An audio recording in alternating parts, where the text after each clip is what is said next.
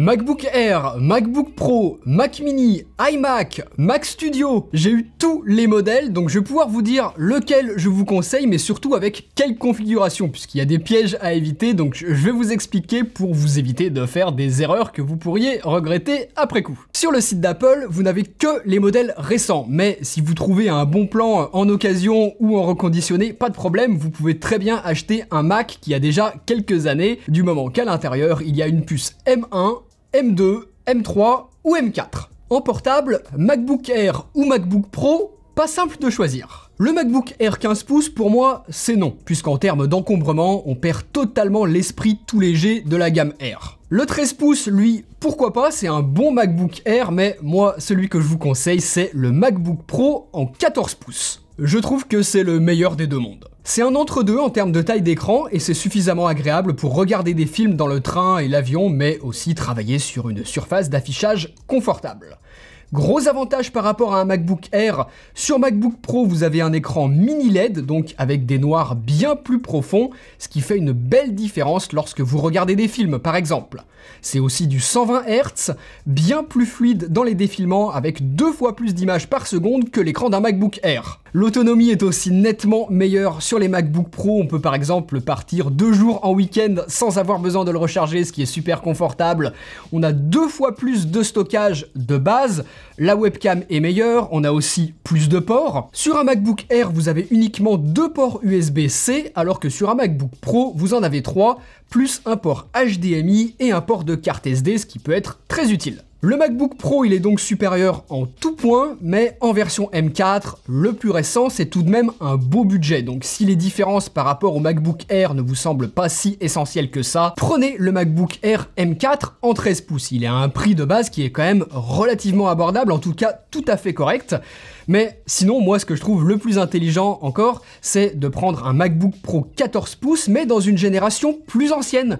Pas forcément besoin d'acheter le M4. Vous trouvez d'anciennes générations en occasion ou en reconditionné. Les puces M1, M2, M3, elles restent excellentes et suffisantes. Moi, là, j'ai un MacBook Pro de 2021 et c'est une puce M1 Max à l'intérieur. J'ai absolument pas besoin de plus que ça aujourd'hui, alors que c'est la machine sur laquelle je fais par exemple toutes les montages des vidéos que vous voyez sur la chaîne YouTube depuis maintenant 3 ans.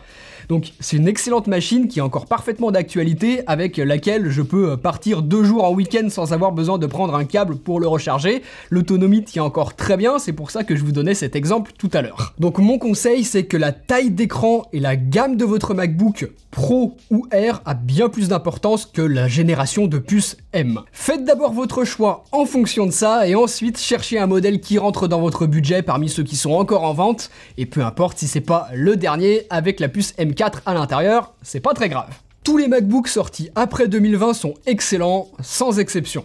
Si vous en prenez soin, ils pourront très bien vous durer 6, 7, 8 ans, c'est énorme. Justement, pour faire durer votre Mac le plus longtemps possible, CleanMyMac est l'outil parfait pour l'entretenir et une bonne solution pour vous éviter d'être le support technique de toute la famille que l'on appelle dès qu'il y a un problème. CleanMyMac est extrêmement simple d'utilisation.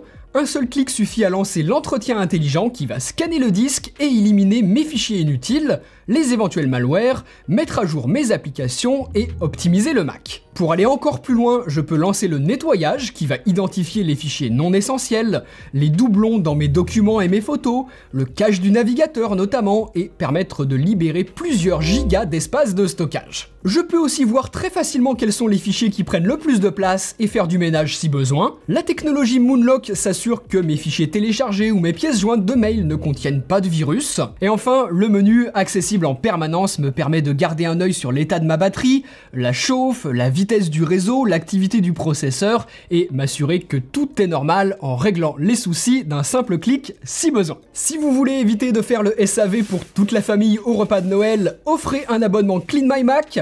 Mon code vous donne 30% de réduction et vous pouvez aussi tester gratuitement le logiciel pendant 7 jours avec le lien qui est juste en dessous en description de vidéo, donc profitez-en. Ensuite, pour choisir un Mac de bureau, là c'est beaucoup plus simple, le nouveau Mac Mini M4 est imbattable. Le Mac Studio, la version pro du Mac Mini, n'a pas eu de nouvelle puce depuis 1 an et demi, donc l'acheter aujourd'hui ce serait vraiment dommage alors qu'une nouvelle version devrait sortir courant 2025.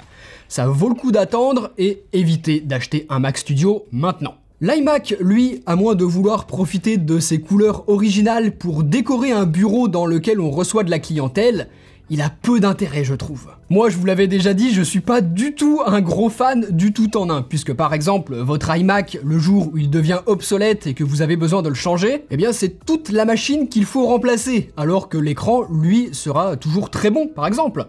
Cette dalle, on l'a payée dans le prix de l'iMac, donc lorsque les composants à l'intérieur ne seront plus au niveau, on se retrouve avec un très bon écran inutilisable.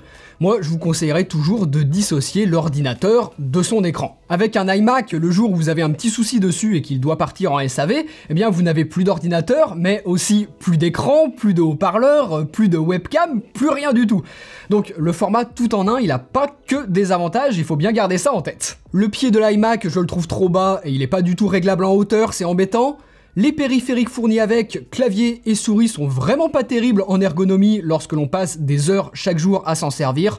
Donc autant se choisir soi-même son écran, son clavier et sa souris, avec le nouveau Mac Mini M4 qui est ultra compact et à un prix défiant toute concurrence.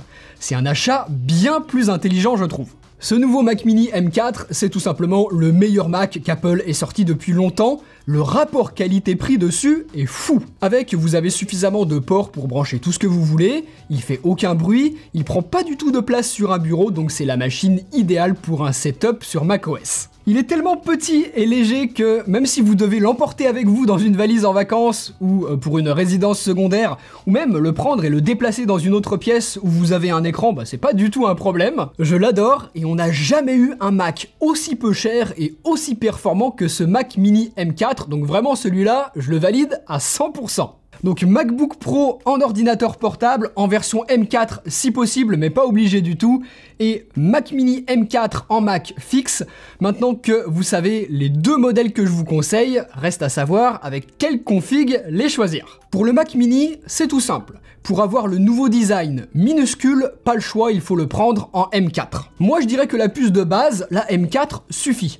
Pas besoin de la M4 Pro, à moins que ce soit pour une utilisation quotidienne sur de gros logiciels professionnels et de ne pas vouloir attendre la mise à jour du Mac Studio qui est quand même plus adapté à ce genre d'usage. La M4 de base devrait donc parfaitement faire l'affaire et moi je vous conseille de plutôt mettre votre argent dans du stockage, puisque seulement 256 Go de stockage de base, c'est vraiment ridicule.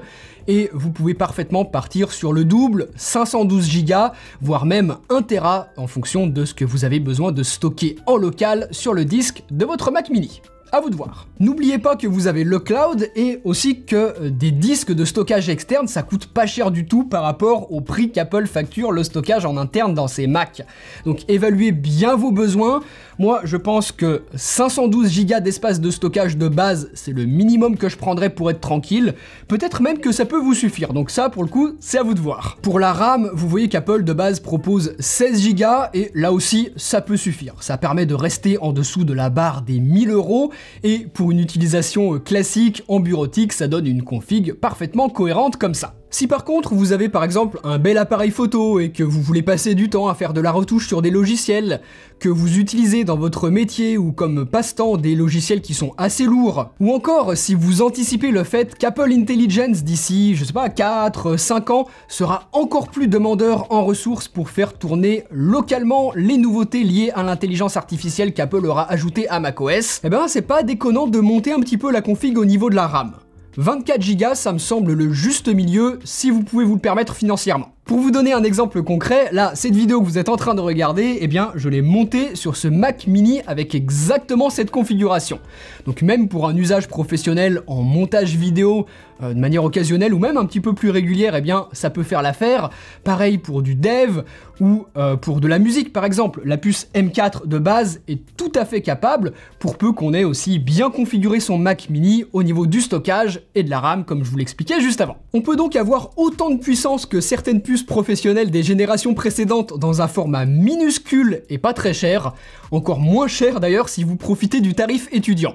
Donc super ordinateur de bureau ce Mac Mini M4. M4 que je vous recommande chaudement. Pour le MacBook Pro, c'est exactement la même réflexion sur la RAM et le stockage, mais par contre, le choix de la puce, lui, est beaucoup moins évident. Si vous pouvez vous le permettre, évidemment, prenez la puce M4, parce que c'est la seule encore vendue par Apple sur un MacBook Pro, et que vous pourrez donc faire votre config personnalisée, vraiment pile poil comme vous la voulez. Sinon, si vous voulez vous choper un M1, M2 ou M3 en occasion ou en reconditionné, pas de soucis, ça reste des configs qui sont encore parfaitement pertinentes en 2025, mais par contre, vous l'aurez compris, ce sera un petit peu plus difficile de trouver exactement ce que vous voulez au niveau du SSD et de la RAM. En tout cas, les anciennes puces restent parfaitement pertinentes.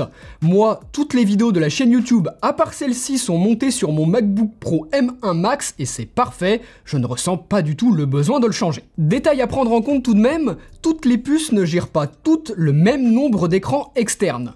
Donc suivant le setup que vous comptez vous faire, ça peut avoir son importance. Puisqu'en puce de base, seul le M4 sait gérer 2 écrans sans avoir besoin que l'on ferme le capot du MacBook. Sur du neuf, la puce M4 de base suffit amplement pour la plupart des usages, c'est une puce qui est déjà très puissante.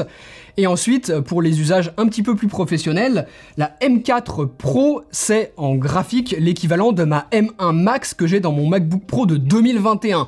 Qui me suffit parfaitement comme je vous l'expliquais juste avant. Donc pour un usage professionnel, la M4 Pro, ça ira. Se payer un M4 Max, ça ne concernera que très peu de monde sur un ordinateur portable.